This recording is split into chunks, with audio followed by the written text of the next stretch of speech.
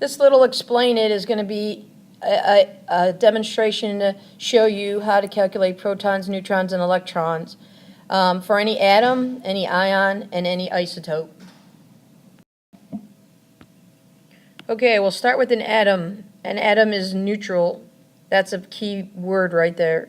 And I have represented here a block from the periodic table, lithium with atomic number 3 and average atomic mass of 6.941.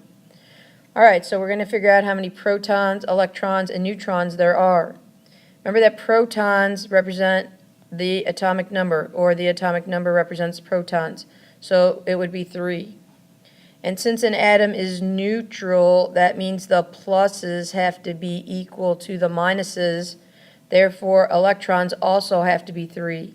Because protons are positive, those would be the pluses. Electrons are negative, they would be the minuses. And in a neutral atom, that has to be equal. To calculate the neutrons, we take the average atomic mass and we round it to the nearest whole number. So we would have 7. So the neutrons are going to be the mass minus the protons, and that will give us the neutrons, because protons plus neutrons make the mass of an atom. So rearranging it, you take the mass minus the protons equals neutrons. Okay, let's take a look at ions. Ions are charged particles. So if they're charged, that means that the protons do not equal the electrons. Now in an atom, the only way that can happen is that the electron number has to change. Protons never change. If protons change, then you have a new atom. Right? So we're going to mess with the number of electrons. So since this is still a lithium, the number of protons still has to be 3 because its atomic number is 3. So for electrons, you have to look at this little plus sign right here. It means that overall there are more pluses in lithium than there are minuses.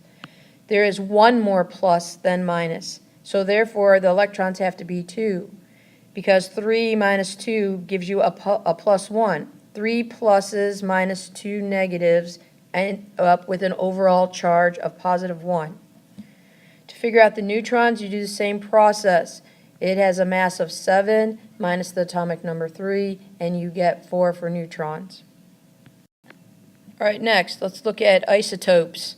Isotopes I call relatives. They're the same atom, but they have a different mass. Just like your brothers and sisters have the same parent, but they all have a different mass. So we're all related in our namesake, but I have a different mass. So this lithium here is representative of a lithium that has a mass of 8 versus our other lithiums that had masses of 7.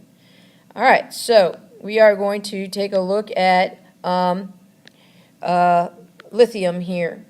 So lithium is still the atom lithium, so it has to have the same atomic number, the same number of protons. Now look, in this symbol right here, they have reversed where they put the atomic number. They put the atomic number on the bottom over here. This is a way you write symbols. It's called the chemical symbol or the nuclear symbol format.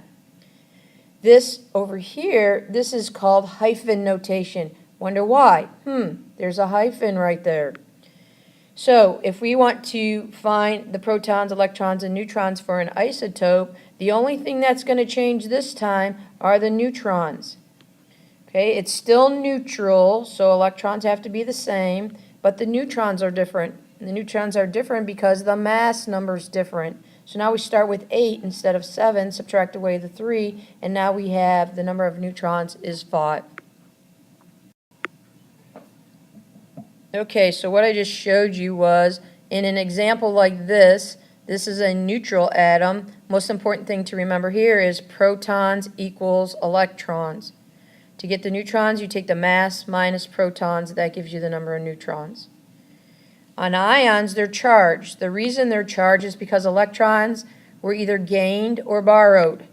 All right, so in this case, the electron was lost. And so we have an overall positive charge, 1 positive charge. And so we get an example here. We have 3 positives, 2 negative electrons. And so if you add those up, you end up getting an overall positive charge. Neutrons remain the same. 7 minus 3 equals 4. In our last example, I showed you isotopes. There are two ways to write isotopes: the chemical symbol or nuclear symbol or hyphen notation. They mean the same thing. What you want to remember is that the atomic number is on the bottom, the mass is on the top. Protons and electrons are the same because this is neutral. And then neutrons, you have a new mass, so 8 minus 3 equals 5. Okay, I'll do one more example of each kind. All right, this is an atom. How do you know? Because there's nothing written around it. It's just Na. So if we want to know the number of protons for Na, we look on the periodic table. I notice that its atomic number is 11, so it has 11 protons. If this is an atom, it's neutral, so electrons have to be the same also. If it's neutrons, we look up the mass and we round it to 23. 23 minus 11 will give us 12. Okay, so it has 12 neutrons. Okay, let's try an ion. This is magnesium. Magnesium is number 12 on the periodic table, so it has 12 protons. Now we have a +2 right here, so that means it has an overall positive charge. So I need to have 12, there are 12 pluses, I need to have 2 less negatives so that it will have an overall charge of +2. For the neutrons, we get 24 minus 12 equals 12. Now let me tell you an easy way to figure this out. Whatever this says, if this says +2, then you subtract. So you would subtract 12 minus 2, and you would get 10. That's how I get that number. If this is a minus, then you add. So do opposite of this to the protons, and then you will figure out how to get the electrons. If you don't understand that, I'll go over it again on Monday. All right, lastly, let's take another example for an isotope. This is the helium isotope with a mass of 3. Notice the one on the periodic table has a mass of 4, so this is not the one on the periodic table. It's a relative of the one on the periodic table. All right, let's figure out how many protons, electrons, and neutrons it has. Okay, it is number 2 on the periodic table, so it has 2 protons. An isotope is neutral, so it also has 2 electrons. To get the neutrons, you take the mass, which is 3 for this one, minus 2 are equal to 1. That is how many neutrons there are. All right, I know you miss me, but if any of this is confusing, use our standard method. Rely on the people at your table to try to figure it out, and then if no one has it figured out, I will redo it again on Monday. All right, enjoy your time. Thanks.